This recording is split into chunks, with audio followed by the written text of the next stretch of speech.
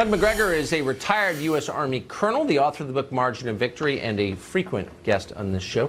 Colonel, thanks so much for coming on. So put this into perspective. You have a hot war, what certainly appears to be one going on right to the south of us in Mexico, and you have something of a stalemate all of a sudden going on in Syria. Washington is paying attention to the latter, not the former.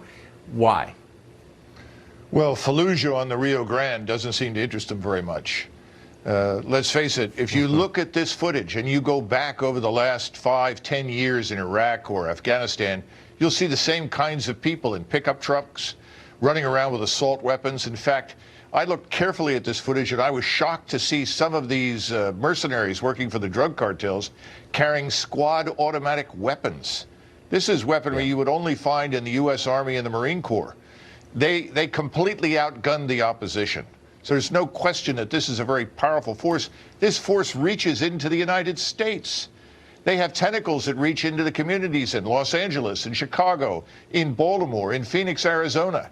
The kind of violence we're seeing right now in Mexico could inevitably explode in this country unless we close and secure the border and begin to rebuild the rule of law in the United States. Now, why is no one interested? Well, the Chamber of Commerce isn't lobbying very hard, and no one's making any money from defending the United States. But there are a lot of powerful lobbies who are very interested in enriching senators and congressmen who are willing to keep U.S. forces in Syria.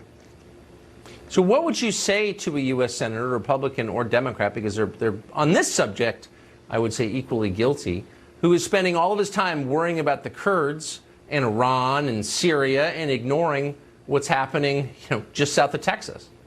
Their collective indifference to the American people and the security of this country is not going unnoticed.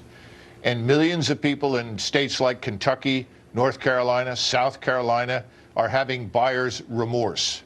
If they think they can depend exclusively on donors to get them reelected and to keep them in office, they're wrong. Things are changing. The population is angry. Look at the 53,000 that showed up for President Trump's rally. Look at the enthusiasm, but look at the energy and the demand, once again, to close that border and bring the troops home. If we're going to use military power, let's do it at home on our borders. That's what the American people want. Amazing. Colonel, thank you so much for that. It was great to see you tonight. Thanks.